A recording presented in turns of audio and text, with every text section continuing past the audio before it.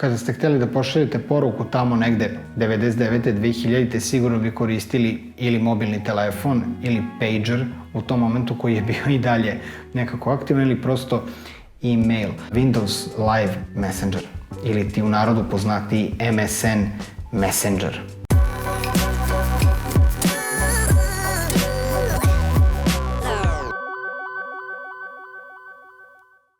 U današnjoj epizodi bavit ćemo se jednom jako zanimljivom temom i jednim softverom na računaru koji je obeležio veliku većinu nas mladih, tada mladih, tinejdžera koji smo nalazili razne načine da se dopisujemo mimo mobilnih telefona, novi načini komunikacije, kako je internet počeo da se razvija, kako je dolazila ADSL veza, kasnije i, jel tako, prvo wireless mreže, pa kasnije pre toga dial-up, jel tako, pa onda ADSL, kasnije i optika koja je, bukvalno stvar koju nećemo ni pominjati. Onda smo nalazili načine da instaliramo određene live chatove koji nisu bili tada implementirani u sam, jel tako, sam neki program ili društvenu mrežu, od njih nije ni bilo u tom momentu, nego smo komunikaciju vršili upravo preko ili MySpace-a, o kom sam pričao u jednoj od epizoda, a onda smo se dotakli čitave teme MSN Messengera koji je sa sobom nosio gomilu nekih novih dodataka, odnosno tog live dopisivanja, live chatovanja koje je obeležilo tu prvu polovinu 2000-ih. MSN Messenger je nastao 99. odnosno ranih 2000-ih je ušao u ozbiljnu, odnosno pravu upotrebu i sa sobom je nosio nekoliko inovacija. Prvo i pre svega vi ste imali razmenu poruka u realnom vremenu, što je tada bila revolucija. Zvuči jako neverovatno da je to tada tek bila revolucija, ali da u realnom vremenu ste razmenjivali poruke. Druga stvar, mogli ste da svoj prozor MSN uredite kako ste hteli, da ostavite određeni status, da li ste tu, da li ste odsutni, da li radite i slično, da vas neko ne bi uznemiravao ili vam pisao. Mogli ste stavljati određene pozadine na određene chatove sa nekim i mogli ste da recimo nadžujete ili protresete prozor da neko zna da ste tu ili da mu pišete. Jedna od još revolucionarnijih stvari, pogotovo za mene koji sam imao band, bila je deljenje linkova sa određenih sajtova i deljenje fajlova. Dakle, mogli ste određene fajlove da zipujete, pošaljete i da ih skidate u MSN Messengeru i često smo i pesme slali, demoje koje smo preslušavali, moj gitarista, ja koga ovim putem pozdravljam, smo se često i dopisivali, slali jedan drugom određene ideje za neke stvari, pošto smo bili kao poluautorski band, pa smo onda neke ideje razmenjivali upravo na Messengeru i mogli ste da puštate muziku, mogli ste još neke stvari da delite tako slike i da imate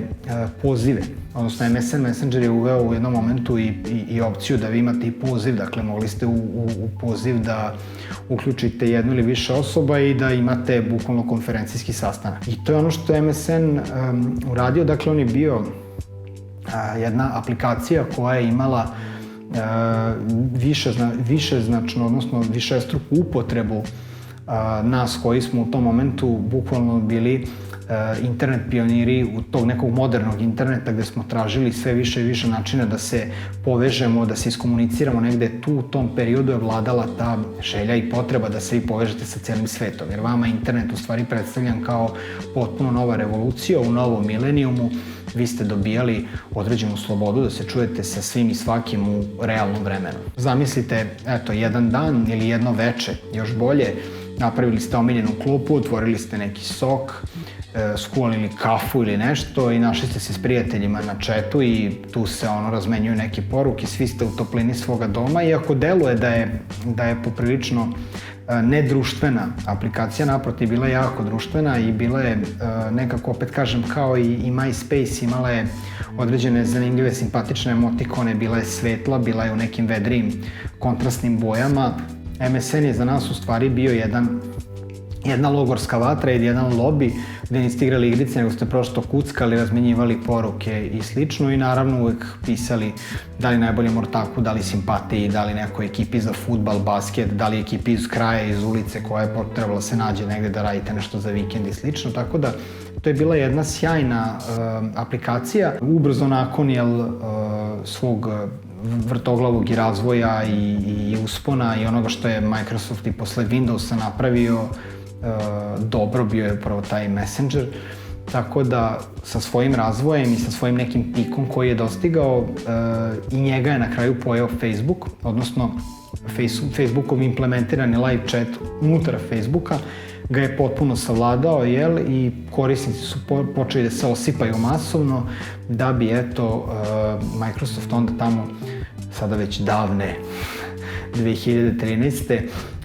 Ugasio potpuno servere MSN Messengera i sve svoje korisnike prebacio na Skype. MSN Messenger je jednostavno zamenjen Skype-om i prebačeni su korisnici na potpuno drugu platformu koja je takođe nekako imala i potpuno drugu ulogu, odnosno Skype je nekako već bio neki najbrži put da se besplatno i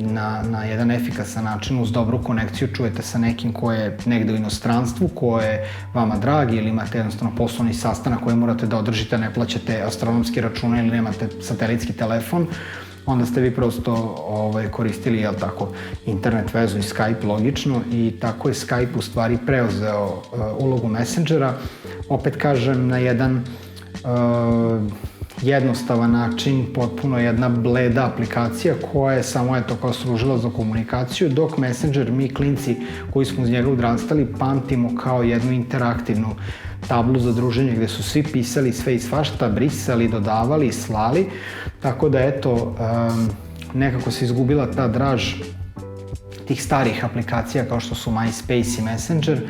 i prosto smo samo uznapredovali i došli do nečega što je ta neka normalizacija, to je komunikacija preko interneta koja je instant i koja je sada postala neka svakodnevica. Messenger ostaje zauvek jedna od pionirskih,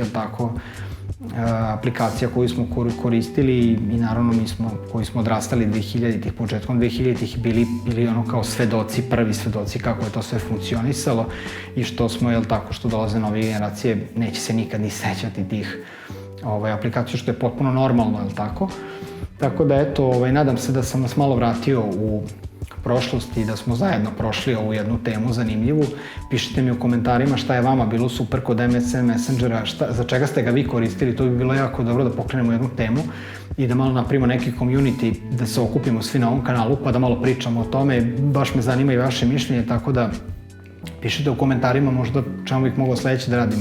epizodu, a da je vezano za komunikaciju. Vi ste na kanalu Milenijalac, mesto gde nostalgija nije simptom, već potpuno normalna pojava, i mi se vidimo u nekoj od narednih epizoda. Ćao!